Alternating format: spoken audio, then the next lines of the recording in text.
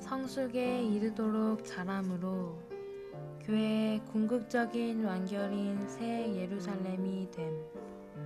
7주 개요. 하나님은 교회를 건축하실 때 새 예루살렘을 건축하고 계시는 것이다.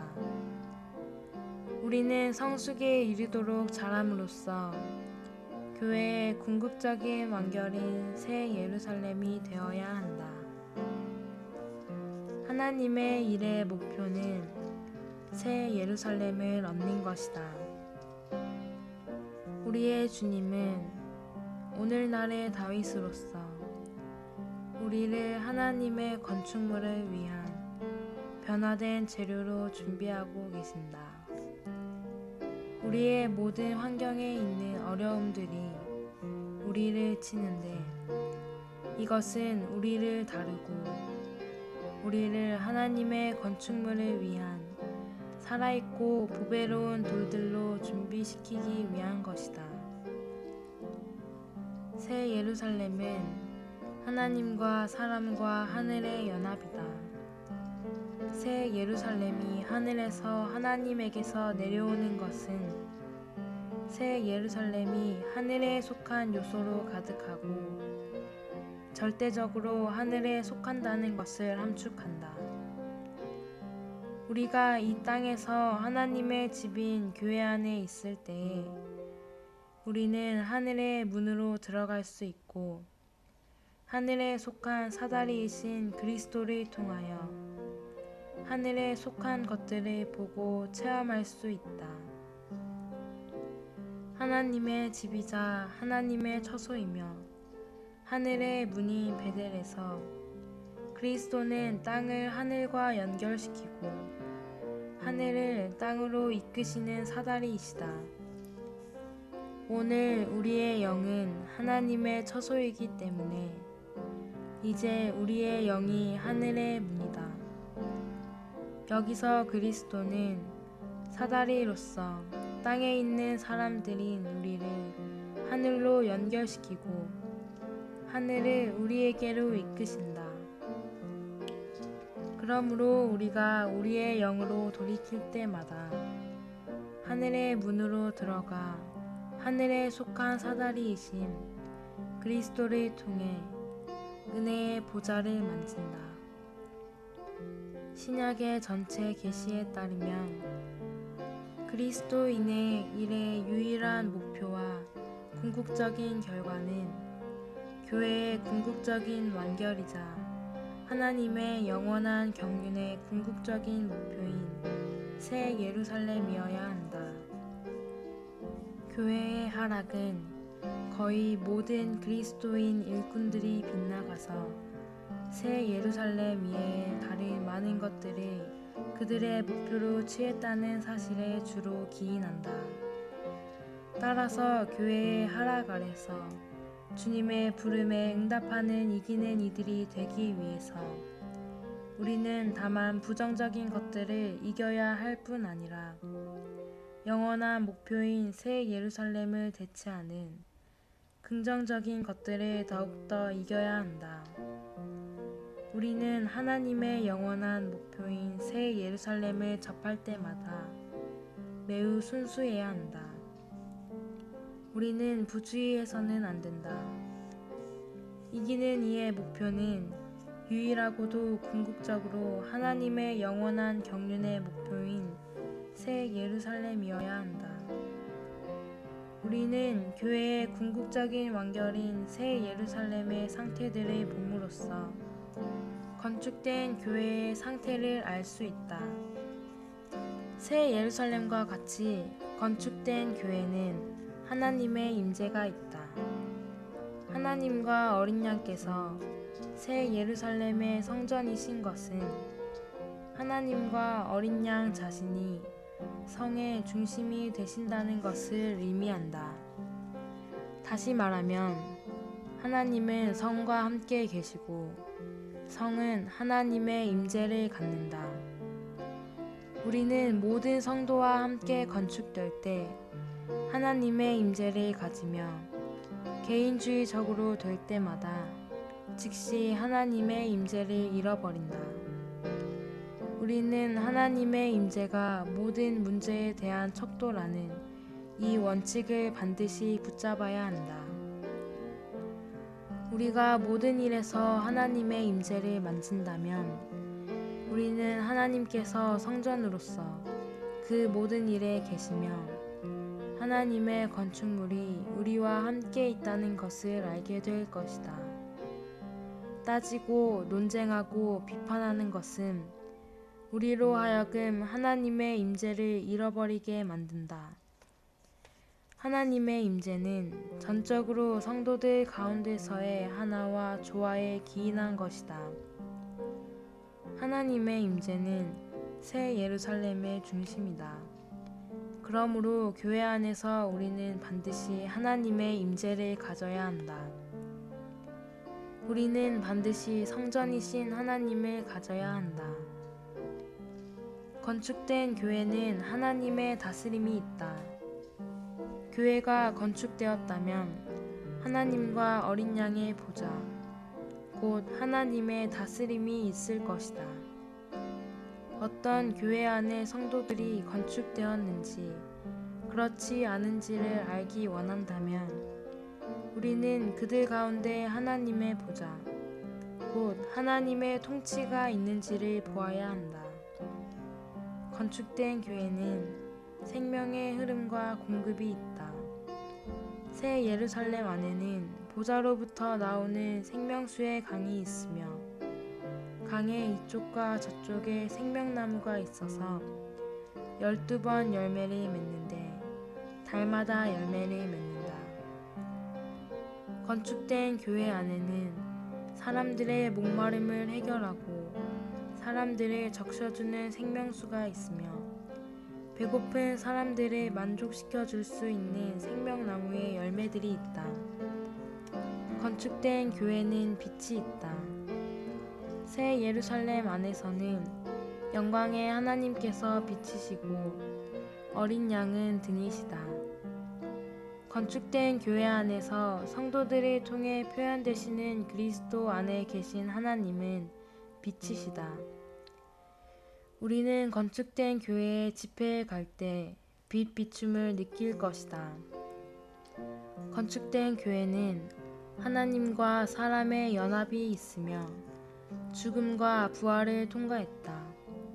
새 예루살렘의 사면에 각각 세 문이 있는 것은 3과 4를 곱하여 12라는 수가 되는 것을 보여주며 이것은 또한 삼일 하나님과 피조물인 사람이 연합하는 것을 암시한다. 숫자 4는 피조물을 의미함. 거룩한 성의 12문이 12진주라는 것은 죽음을 이기고 생명을 분비하시는 부활하신 그리스도를 통해 거듭나는 것이 그 성 안으로 들어가는 입구라는 것을 상징한다. 문을 통해 성 안으로 들어가는 사람은 누구든지 3 곱하기 4의 산물, 곧 하나님과 사람의 연합의 결과이어야 하며 또한 죽음과 부활을 통해 그리스도 안에 있는 새 창조물이어야 한다. 이것은 우리가 타고난 것이나 땅에 속한 것은 무엇이든 교회 안으로 가져올 수 없다는 것을 보여준다. 진주문은 사람의 타고난 모든 것을 들어오지 못하게 한다. 우리가 타고난 것, 사람의 노력에서 나온 것, 기발한 것, 사람의 계획과 방법에서 비롯된 것, 혹은 십자가를 통과하지 않은 것을 가져올 때마다 우리는 끝나지 않은 것이며 하나님은 우리에게 빠져나갈 길을 마련해 주실 수가 없다. 교회를 건축하는 데 있어서 모든 것은 반드시 십자가를 통과해야 하고 그리스도 안에 있어야 하며 하나님과 사람의 연합이어야 한다. 이것이 새 예루살렘 안으로 들어가는 입구, 곧 교회 안으로 들어가는 입구이다. 이러한 입구의 본성에 일치하는 것만이 하나님의 건축물 안으로 이끌릴 수 있다. 오직 이상만이 우리를 구출할 수 있다. 우리는 우리의 타고난 생각과 안목과 계획과 능력과 힘을 모두 십자가로 가져가서 처리받는 것을 배워야 한다. 이 모든 것은 파쇄되고 죽음과 부활을 통과하여 진주가 된 후에 하나님의 건축물 안으로 이끌릴 수 있다. 건축된 교회는 하나님의 신성한 본성으로 충만하다. 새 예루살렘에는 오직 하나의 길이 있으며 이 길은 하나님의 신성한 본성을 상징하는 순금이다. 생명수의 강이 길 가운데로 흐르는 것은 신성한 생명이 하나님의 구속된 백성의 일상생활을 위한 유일한 길인 신성한 본성 안에서 흐른다는 것을 상징한다. 우리가 완전히 우리 자신을 부인하고 하나님의 본성 안에 살 때마다 우리의 봉사는 교회의 건축을 산출할 뿐 아니라 또한 사람들이 우리 가운데 올 때 그들을 하나님의 길로 인도할 것이다. 건축된 교회는 하나님의 표현을 가진다. 요한계시록 21장은 성벽이 벽옥이고 첫째 기초석이 벽옥이며 성의 빛이 또한 벽옥 같다고 말한다. 더욱이 보좌에 앉으신 분은 벽옥의 모양을 갖고 계신다. 따라서 성의 모양은 하나님의 모양이다. 새 예루살렘은 사람 안에 계신 하나님의 확장이자 완전한 표현이다. 교회가 참으로 건축되었다면 교회 역시 하나님의 완전한 표현을 가질 것이다. 건축된 교회는 변화시키시는 영과 변화되는 과정에 있는 사람들로 조성된다. 성벽은 보석들로 건축된다. 보석들은 창조된 것이 아니라 창조된 것들이 많은 압력을 통과하며 오랜 시간 동안 조성되는 과정을 거친 후에 변화됨으로 산출된 것이다. 보석들로 변화되기 위해서는 압력과 태움과 조성이 필요하다. 교회 생활 안에서 그리스도의 연인의 변화는 과정을 거치신 삼위일 하나님의 완결이신 변화시키시는 영에 의해 그 연인의 동반자들 곧 성도들을 온전하게 하는 일을 하는 그리스도의 몸에 은사 있는 지체들의 협력으로 수행된다. 건축된 교회는 반드시 경계, 곧 크고 높은 성벽이 반드시 있어야 한다. 성벽은 분별과 보호를 위한 것이다. 새 예루살렘은 하나님께 절대적으로 분별될 것이고 하나님의 권익을 완전히 보호할 것이다.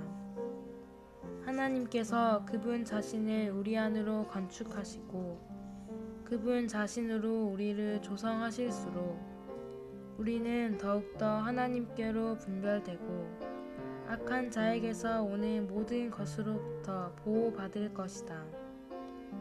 성도들이 교회 생활 안에서 함께 건축되었다면 하나님께 속한 것과 사람에게 속한 것, 하늘에 속한 것과 땅에 속한 것, 새 창조물에 속한 것과 옛 창조물에 속한 것을 쉽게 구별할 것이다.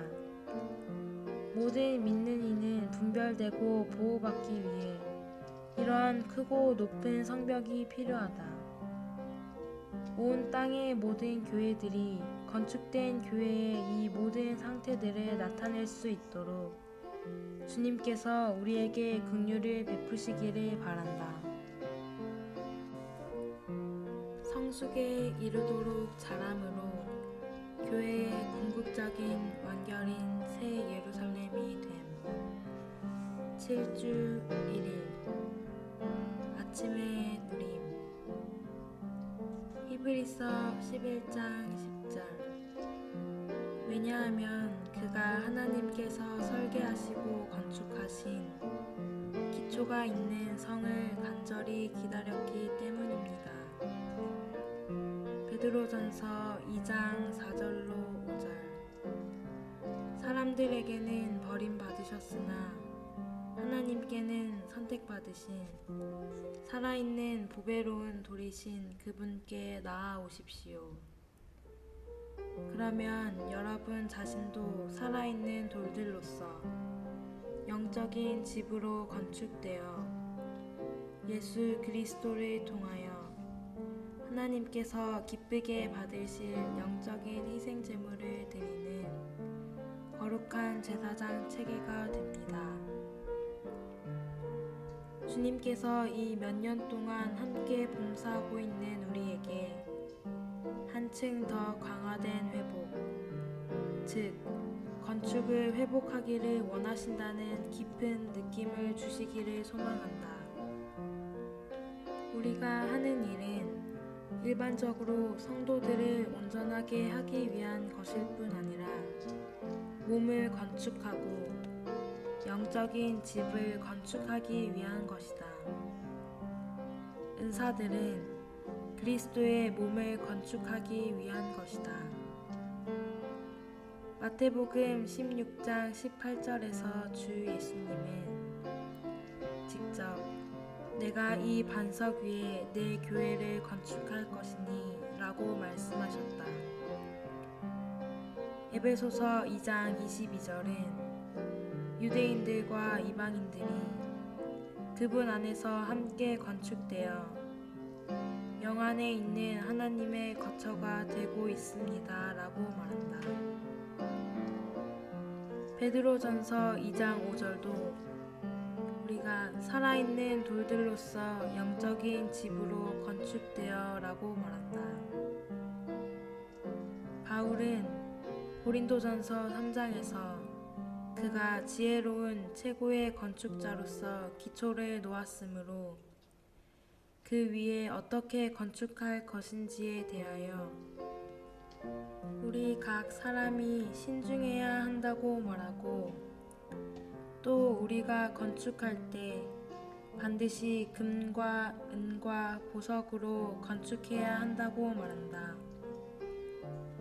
그리고 14장에서 바울은 어떤 영적인 은사를 사모하든지 건축을 목적으로 해야 한다는 것을 보여준다. 이 말은 14장의 모든 은사가 교회를 건축하기 위한 것이어야 함을 뜻하는 것이다. 오늘의 읽을 말씀. 히브리서 11장은 아브라함이 하나님께서 설계하시고 건축하신 기초가 있는 성을 기다렸다고 말한다.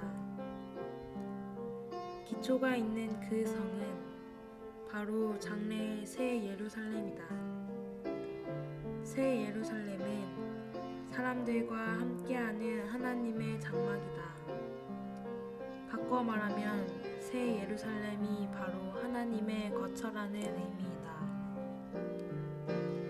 이 말은 이 시대에 하나님께 서로 다른 두 종류의 건축의 일, 곧 땅에 건축하는 교회와 하늘에 건축하는 거룩한 성 새 예루살렘이 있다는 의미가 결코 아니다. 다시 말해서 하나님께서 오늘날에는 일시적으로 교회에 거주하시고 새 예루살렘이 임할 때는 교회를 폐하시고 교회를 떠나시어 새 예루살렘으로 이사하신다는 의미가 결코 아니다. 사실상 교회와 새 예루살렘, 이 둘은 하나이다. 하나님은 교회를 건축하실 때 새 예루살렘을 건축하고 계시는 것이다. 이 둘은 하나의 일의 두 방면이다. 교회는 하나님의 성전, 곧 하나님의 집이지만 새 예루살렘 안에서 우리는 성전을 보지 못할 것이다. 왜냐하면 성전이 성으로 확대될 것이기 때문이다. 성전을 건축하는 것과 성을 건축하는 것이 서로 다른 일이 아니다. 장차 올 새 예루살렘은 교회의 완결이다. 성전이 확대되어 성이 된다. 이 시대에서 하나님은 오직 건축의 일을 하신다. 하나님께서 땅에서 교회를 건축하시는 것은 결과적으로 교회를 하늘의 영역에서 건축하시는 것이다. 하나님께서 시간 안에서 교회를 건축하셨지만 이것은 교회를 영원 안에서 건축하시는 것이다. 장래 새 예루살렘은 전적으로 하늘에 속하며 하늘에 속한 본성과 하늘에 속한 분위기로 가득할 것이다. 이 시대에서 하나님의 일의 중심적인 결과와 최종적인 목적은 바로 그분 자신을 위해 한 처소를 건축하는 것이다. 초기에는 집이지만 성숙한 후에는 성이 되는데 그 성은 바로 사람들과 함께 하시는 하나님의 장막이다. 구약에서 하나님의 장막은 하나님의 성전이다. 신약에서 교회는 하나님의 장막과 하나님의 성전이다. 새 예루살렘은 사람들과 함께하는 하나님의 장막일 것이다. 새 예루살렘 안에서는 성전을 볼 수 없는데 이것은 모든 것이 성숙에 도달할 것이기 때문이다. 성은 장막이고 또한 확대된 성전이다. 바울은 이 건축에 대해 분명한 이상을 갖고 있었기에 나는 지혜로운 최고의 건축자로서 기초를 놓았고 다른 사람은 그 위에 건축합니다. 그러나 각 사람은 자기가 어떻게 건축하고 있는지 살펴보십시오. 라고 말했다. 우리는 건축의 방법과 건축의 재료에 대하여 연구할 뿐 아니라 건축의 결과가 무엇인지에 대해서도 잘 연구할 필요가 있다. 죄인을 구원하고 성도들을 온전하게 하는 것은 하나의 중심 목표를 위한 것이며 그 중심 목표는 바로 하나님의 집을 건축하는 것이다. 만일 우리가 우리의 이 중심적인 일을 주의한다면 죄인을 구원하고 복음을 전파하는 것은 더 효과적일 것이고 우리가 성도들을 온전하게 하는 것도 아무런 문제가 되지 않을 것이다. 추가로 읽을 말씀 교회의 행정과 말씀의 사역 1장 성숙에 이르도록 자람으로 교회의 궁극적인 완결인 새 예루살렘이 됨. 7주 2일 아침의 누림 요한계시록 21장 2절 또 내가 보니 거룩한 성 새 예루살렘이 하늘에서 하나님에게서 내려오는데 남편을 위하여 단장한 신부로 준비되어 있었습니다. 창세기 28장 17절 그가 두려워하며 말하였다. 이곳이 얼마나 두려운 곳인가. 이곳은 다름 아닌 하나님의 집이며 하늘의 문이구나. 새 예루살렘은 하나님과 사람의 연합으로서 하나님과 사람이 연합된 하나의 실체이다. 요한계시록은 새 예루살렘이 하늘에서 하나님에게서 내려온다고 말한다. 이것은 새 예루살렘이 하늘에 속한 요소로 가득하고 절대적으로 하늘에 속한다는 것을 함축한다. 다른 면에서 새 예루살렘은 사람 가운데 계시는 하나님이다. 새 예루살렘은 단체적인 사람이다. 그러므로 새 예루살렘은 하늘에 속한 것이고 하나님이며 또한 사람이다. 이것이 바로 성경의 계시이다. 역대로 하나님께서 하신 일의 최종 결과는 하늘과 하나님과 사람이 하나로 연합된 비밀스러운 것을 얻는 것이다. 새 하늘과 새 땅에서 새 예루살렘이 하늘에서 내려왔을 때 하늘과 하나님과 사람의 연합이 땅에 있게 될 것이다. 하늘과 하나님과 사람이 하나로 연합된 것이 새 예루살렘이다. 오늘의 읽을 말씀. 베델은 땅에 있지만 하늘과 연결되어 있다. 그러므로 야곱은 이 문을 하늘의 문이라고 불렀다. 우리가 이 땅에서 하나님의 집인 교회 안에 있을 때 우리는 하늘의 문으로 들어갈 수 있고 하늘에 속한 사다리이신 그리스도를 통하여 하늘에 속한 것들을 보고 체험할 수 있다. 의심할 것 없이 여기 언급된 보좌는 하늘에 있는 하나님의 보좌이다. 하나님의 보좌는 온 우주에 대한 권위의 보좌이다. 그러나 믿는 이들인 우리에게는 은혜의 보좌가 되며 이것은 지성소 안에 있는 속죄 덮개로 상징되었다. 여전히 이 땅에서 살고 있는 우리가 어떻게 하늘에 있는 하나님과 어린 양, 곧 그리스도의 보좌로 갈 수 있는가? 그 비결은 히브리서 4장 12절에서 언급된 우리의 영이다. 하늘에 있는 보좌에 앉아 계시는 그리스도, 바로 그분이 또한 지금 우리 안에, 즉 하나님의 거처가 있는 우리의 영 안에 계신다.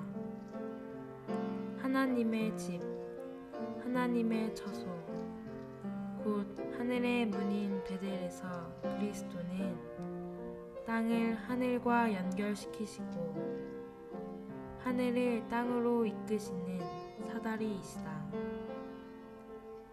오늘 우리의 영은 하나님의 처소이기 때문에 이제 우리의 영이 하늘의 문이다. 여기서 그리스도는 사다리로서 땅에 있는 사람들인 우리를 하늘로 연결시키고 하늘을 우리에게로 이끄신다. 그러므로 우리가 우리의 영으로 돌이킬 때마다 하늘의 문으로 들어가 하늘에 속한 사다리이신 그리스도를 통해 하늘에 있는 은혜의 보좌를 만진다. 신약의 전체 계시에 따르면 그리스도인의 일의 유일한 목표는 새 예루살렘이 되어야 한다. 이 새 예루살렘은 하나님의 영원한 경륜의 궁극적인 목표이다. 오늘날 그리스도인들 가운데 일반적으로 거의 한 사람도 올바른 목표를 가지고 있지 않다. 그들은 영적이고 거룩하게 되는 것을 추구하고 사람을 얻기 위해 복음을 전하며 신학교를 세워서 신학과 성경을 가르치는 것을 추구하지만 새 예루살렘을 완결하는 목표를 가지고 이러한 일들을 하고 있다고 말할 수 있는 사람은 거의 없다. 교회의 하락은 주로 거의 모든 그리스도인 일꾼들이 빗나가서 새 예루살렘 이외의 다른 많은 것들을 그들의 목표로 취했다는 사실에 기인한다. 따라서 교회의 하락 아래서 주님의 부름에 응답하는 이기는 이들이 되기 위해서 우리는 다만 부정적인 것들을 이겨야 할 뿐 아니라 영원한 목표인 새 예루살렘을 대체하는 긍정적인 것들을 더욱더 이겨야 한다. 이기는 이들이 되기 위해서 우리는 하나님의 영원한 경륜의 목표인 새 예루살렘을 우리의 유일하고도 궁극적인 목표로 취해야 한다. 추가로 읽을 말씀 그리스도인의 생명이 성숙하는 길 4장 어떻게 동력자와 장로가 되며 그 책임을 이행하는가 3장 성숙에 이르도록 자람으로 교회의 궁극적인 완결인 새 예루살렘이 됨 7주 3일 아침의 누림 요한계시록 21장 22절 나는 성 안에서 성전을 보지 못하였습니다. 왜냐하면 전능하신 분 주 하나님과 어린 양께서 그 성의 성전이시기 때문입니다. 22장 3절로 4절 하나님과 어린 양의 보좌가 그 성 안에 있을 것이며 그분의 노예들이 그분을 섬길 것입니다. 그들은 그분의 얼굴을 볼 것이고 그분의 이름이 그들의 이마에 있을 것입니다. 어느 교회가 건축되었다면 그 교회는 분명히 다음 4가지 상태에 있을 것이다. 첫째로 성전이신 하나님, 곧 하나님의 임재가 있을 것이고 둘째로 하나님의 보좌, 곧 하나님의 다스림이 있을 것이며 셋째로 하나님의 생명의 흐름과 공급이 있을 것이고 넷째로 하나님의 빛이 있을 것이다. 우리가 이러한 상태들을 갖고 있다면 이것은 우리가 건축되었음을 입증하는 것이다. 왜냐하면 우리는 오직 건축 안에서만 이러한 하나님의 모든 축복을 가질 수 있기 때문이다. 먼저 건축된 교회는 하나님의 임재를 갖는다. 요한계시록 21장 22절은 새 예루살렘 안에 성전이 없다고 말한다. 왜냐하면 하나님과 어린 양이 그 성전이시기 때문이다. 우리는 구약시대의 성전이 예루살렘의 중심이었음을 안다. 그러므로 하나님과 어린 양이 성전이시라는 것은 하나님과 어린 양 자신이 성의 중심이 되셨음을 의미한다. 즉 하나님께서 성과 함께 계시고 성은 하나님의 임재를 가지고 있다. 오늘의 읽을 말씀 건축이 있는 곳에 하나님의 임재가 있다. 하나님의 임재는 하나님의 건축을 뒤따른다. 우리의 체험이 이것을 말해주지 않는가? 우리는 모든 성도와 건축될 때 하나님의 임재를 가지며 개인주의적으로 될 때마다 즉시 하나님의 임재를 잃어버린다. 세 사람이 복음 집회 시간에 대해 서로 다른 의견을 갖고 있을지도 모른다. 집회 시간은 전적으로 하나님의 임재에 따라 결정되어야 한다. 하나님의 임재가 있다면 아침이건 오후이건 저녁이건 어떤 시간도 좋다. 그러나 하나님의 임재가 없다면 어느 시간도 적합하지 않다. 그러므로 우리는 이 원칙을 붙잡아야 한다. 하나님의 임재가 모든 일의 기준이다. 우리는 무엇을 하든지 하나님의 임재를 갖고 있는지 그렇지 않은지를 주의해야 한다. 우리가 자신의 의견을 표현하고 있을 때 하나님의 임재가 있는가? 우리가 어떤 것을 말하고 어떤 태도를 취할 때 하나님의 임재가 있는가? 우리의 제안 안에 하나님의 임재가 있는가? 우리가 모든 일에서 하나님의 임재를 만진다면 우리는 하나님께서 성전으로서 그곳에 계시며 하나님의 건축물이 우리와 함께 있음을 볼 것이다. 우리가 서로 논쟁할 때 우리는 모두 주님을 위하고 우리의 주장은 아주 논리적일지도 모른다. 그러나 우리의 논쟁 때문에 우리는 성전이신 하나님의 임재를 갖지 못한다. 그 대신에 우리는 성을 헐어버린다. 비난하는 형제 자매들은 그들의 판단과 비난이 옳든지 그르든지 가장 먼저 하나님의 임재를 잃어버리게 된다. 그들은 하나님의 임재를 갖지 못하고 성전이신 하나님을 갖지 못한다. 이러한 이들 가운데에는 건축이 없다. 우리는 교회 안에서 옳고 그름을 따지는 것은 중요한 것이 아님을 반드시 보아야 한다. 중요한 것은 하나님의 임재이다.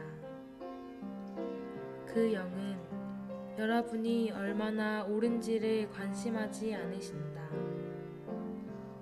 성령은 다만 여러분의 태도와 의도와 상태를 관심하신다. 교회 안에서는 더 크게 논쟁할수록 손실이 더 크다. 우리는 따질수록 하나님의 임재를 더 많이 잃어버린다. 새 예루살렘에서 성전은 하나님 자신임을 기억하기 바란다. 하나님의 임재가 성의 중심이다. 그러므로 교회 안에서 우리는 하나님의 임재를 가져야 한다. 우리는 성전이신 하나님을 가져야 한다. 그럴 때 우리는 건축되어 새 예루살렘의 상태를 가질 것이다. 하나님의 나타남은 전적으로 하나님의 임재에 달려있고 하나님의 임재는 전적으로 성도들의 하나와 조화에 달려있다. 이러한 하나와 조화가 건축이다. 형제 자매들 가운데 마찰이 있고 의견과 부조화와 불일치가 있다면 여러분이 그들 가운데 갈 때 빛 대신에 어둠을 느낄 것이다. 그들의 메시지가 매우 좋고 그들의 기도가 매우 뛰어날지 모르지만 여러분은 그곳에서 어떤 빛도 느낄 수 없다. 이것은 그들 가운데 하나님의 건축이 없기 때문이다. 추가로 읽을 말씀 하나님의 건축의 일 7장 성숙에 이르도록 자람으로 교회의 궁극적인 완결인 새 예루살렘이 됨 7주 4일 아침의 누림 요한계시록 22장 1절로 2절. 또 그 천사는 나에게 수정처럼 빛나는 생명수의 강을 보여주었습니다. 그 강은 하나님과 어린 양의 보좌에서 흘러나와 그 성의 길 가운데로 흐르고 있었습니다. 강의 이쪽과 저쪽에 생명나무가 있어서 12번 열매를 맺는데 달마다 열매를 맺었습니다. 교회가 건축되면 첫째로 하나님의 임재를 갖게 되고 둘째로 하나님의 보좌, 곧 하나님의 통치를 갖게 된다. 새 예루살렘에는 하나님의 보좌가 있다. 이 보좌는 하나님의 임재의 문제일 뿐 아니라 하나님의 통치의 문제이다. 하나님의 보좌가 세워졌기 때문에 하나님은 그분의 권위를 행사하실 수 있다.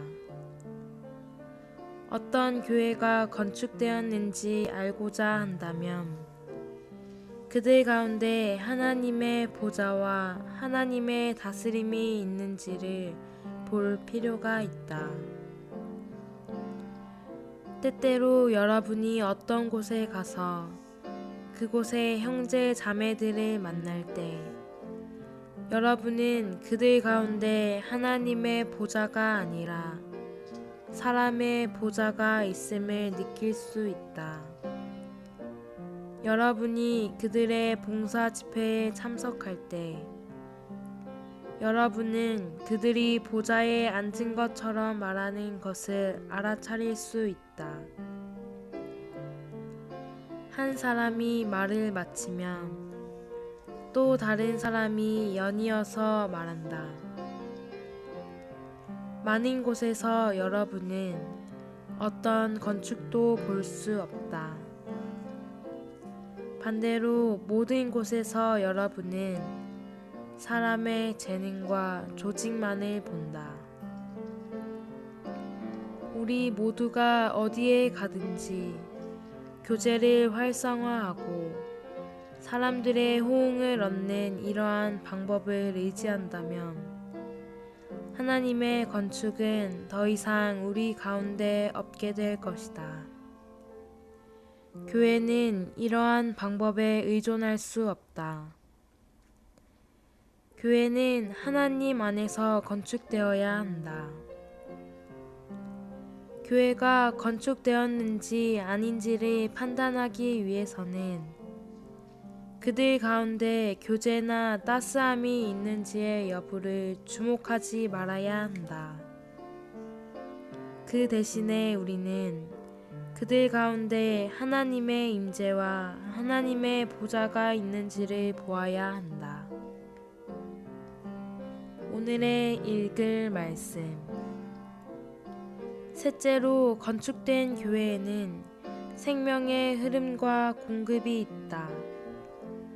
성경은 보좌로부터 나오는 생명수의 강과 강의 이쪽과 저쪽에서 달마다 12번 열매를 맺는 생명나무가 있음을 보여준다. 이것은 하나님의 임재와 하나님의 다스림 안에 생명의 흐름이 있음을 가리킨다.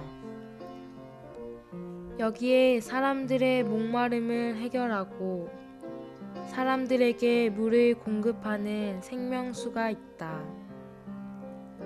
또한 여기에 배고픈 사람을 만족하게 하는 생명나무의 열매가 있다.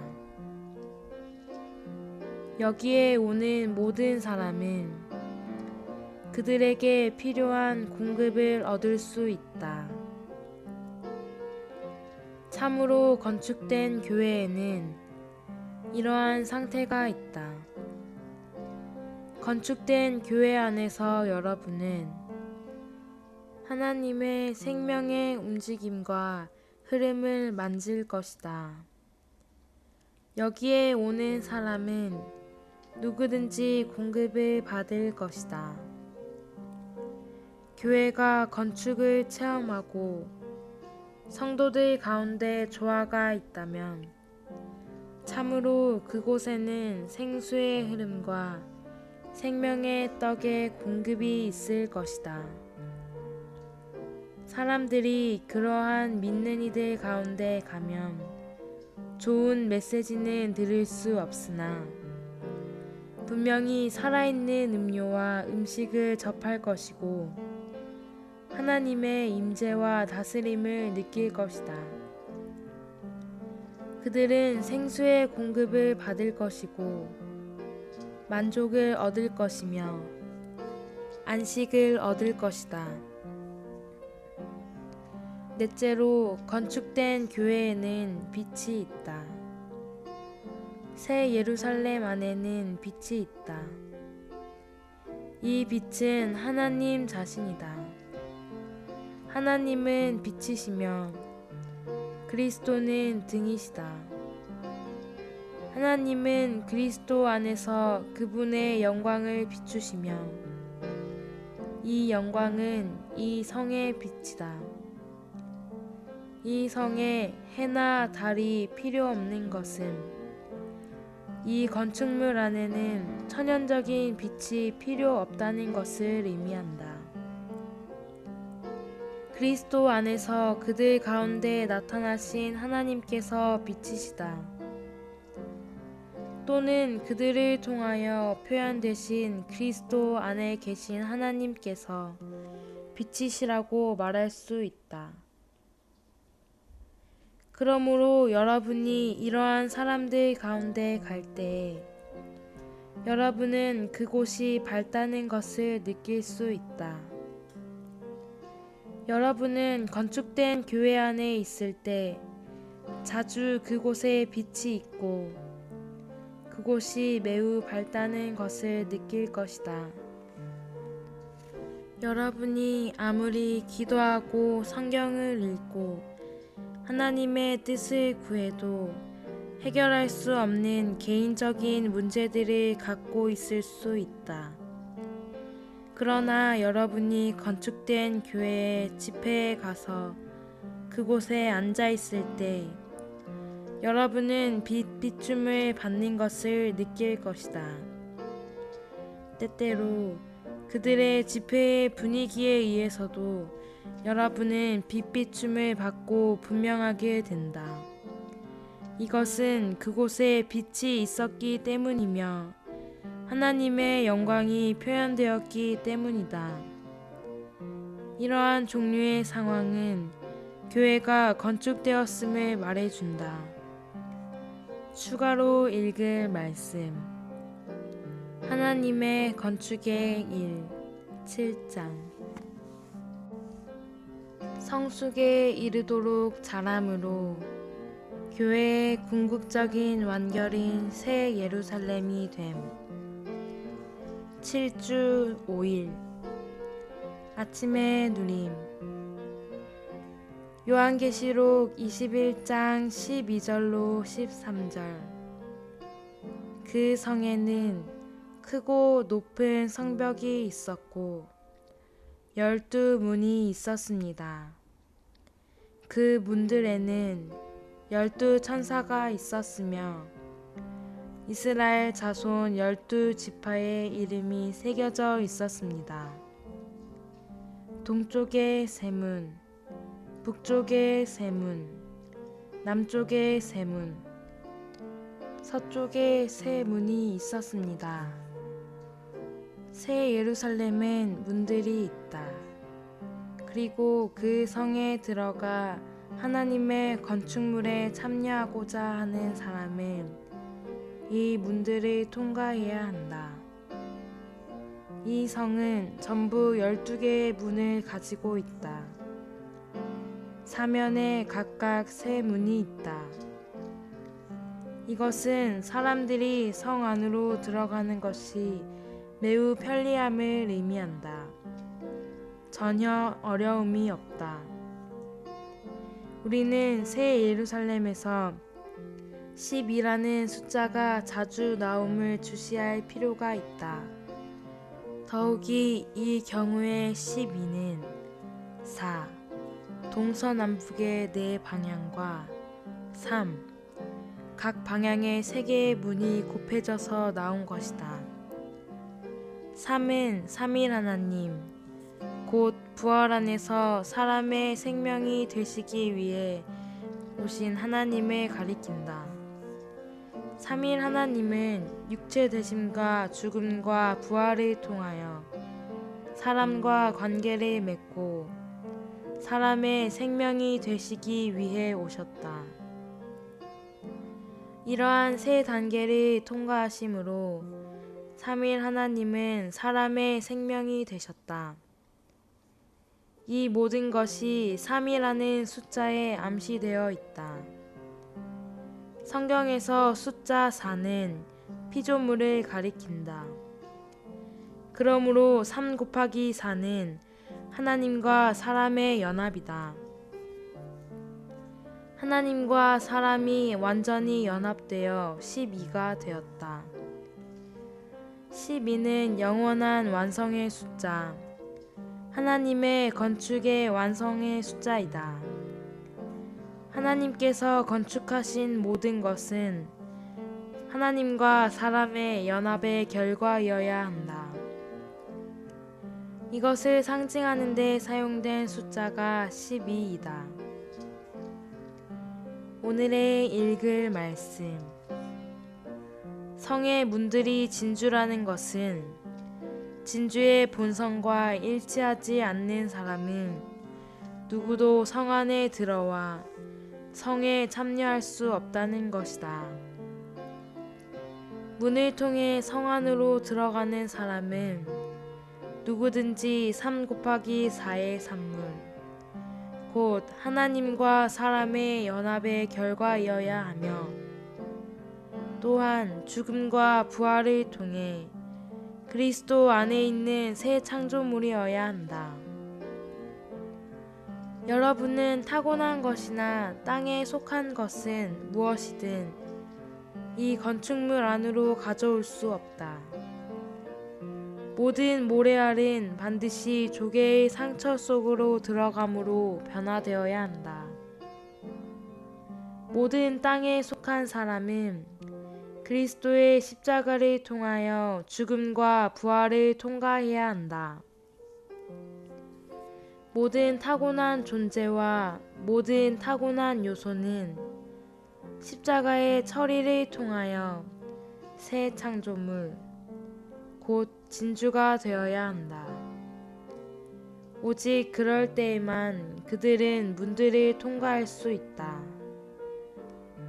타고난 것, 사람의 노력에서 나온 것, 기발한 것, 사람의 계획과 방법에서 비롯된 것, 혹은 십자가를 통과하지 않은 것은 죽음을 통과하지 않았기 때문에 모래이지 진주가 아니다. 그러므로 여러분은 그것들을 하나님의 건축물 안으로 가져올 수 없다. 여러분이 그렇게 한다면 여러분은 하나님의 건축물을 손상시키는 것이다. 교회, 곧 하나님의 건축물 안에는 모래나 먼지가 있을 수 없다.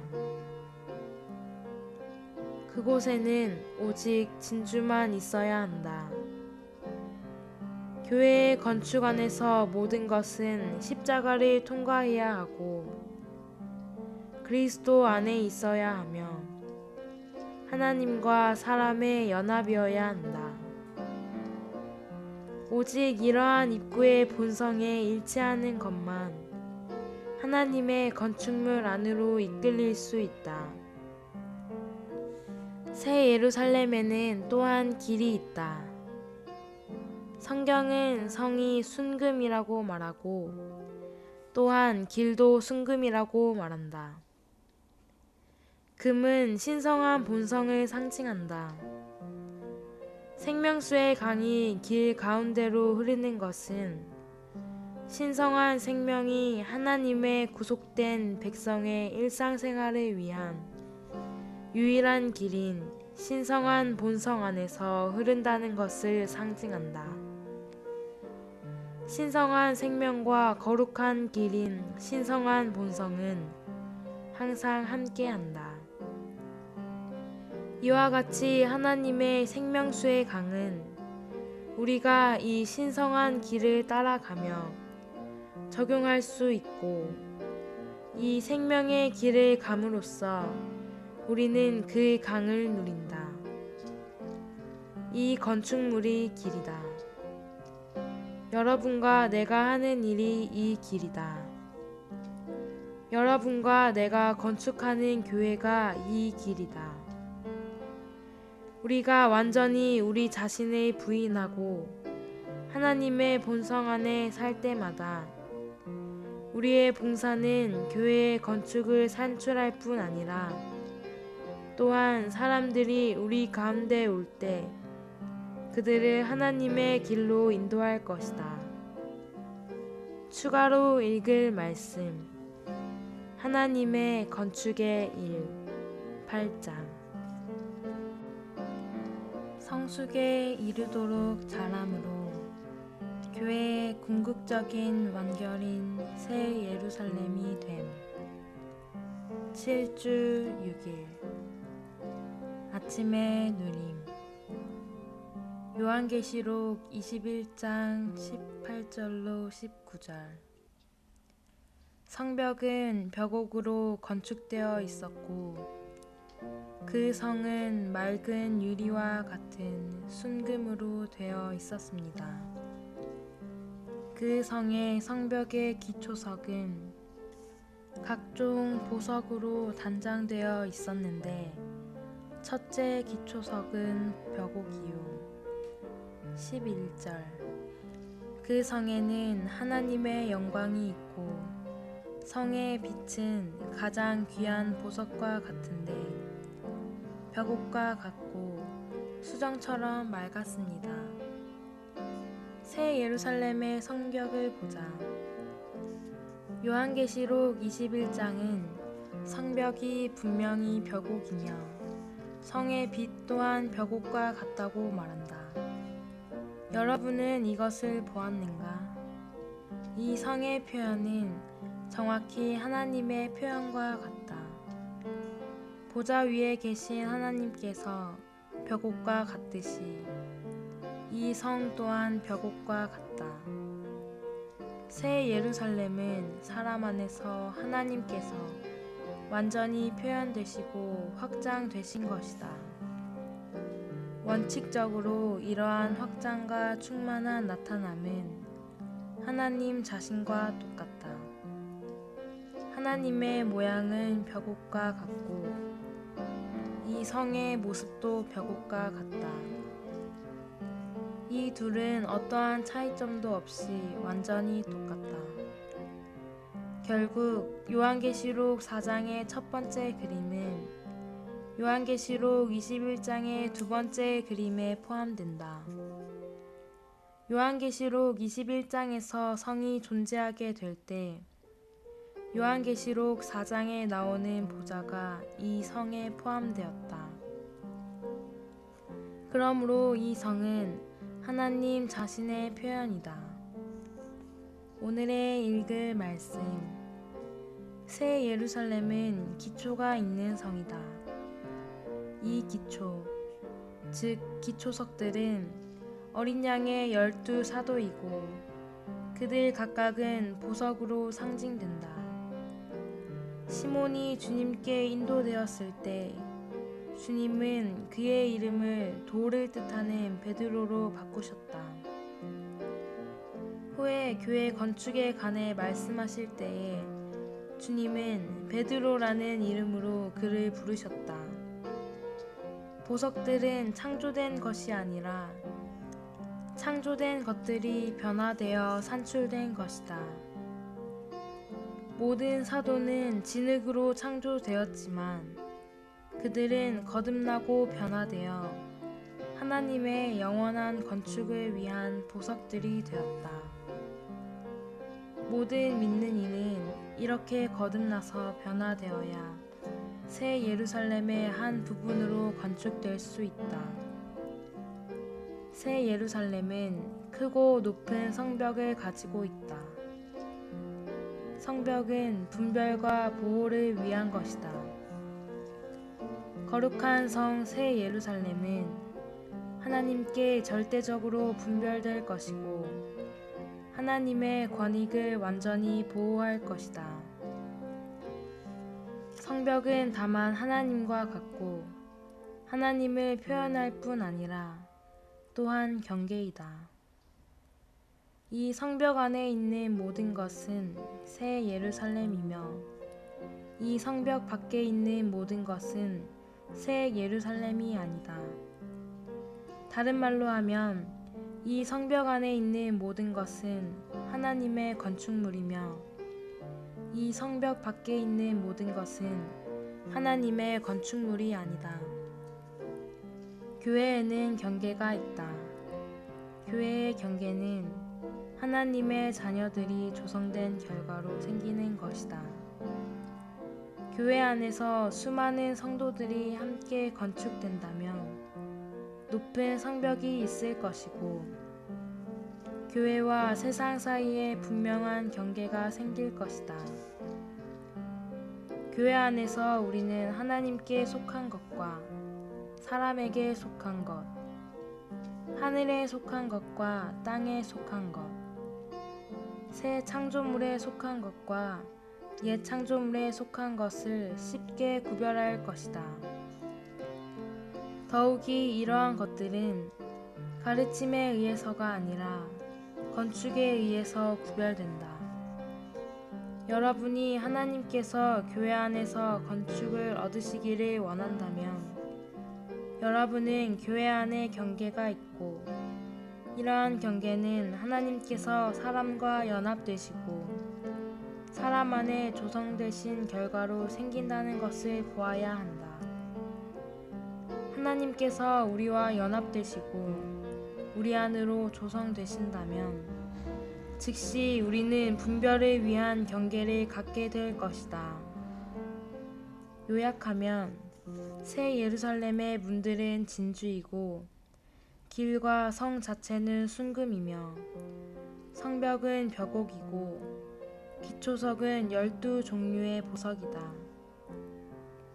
하나님은 압력의 일과 불로 정결하게 하시는 일과 여러분 안에 조성하시는 일을 하시기 때문에 여러분 안에서 보석으로 이루어진 성벽이 나타날 것이다.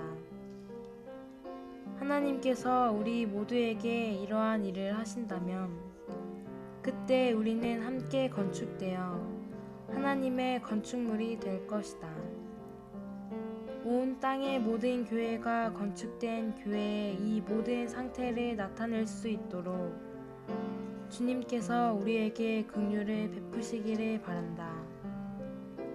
추가로 읽을 말씀 하나님의 건축의 일 9장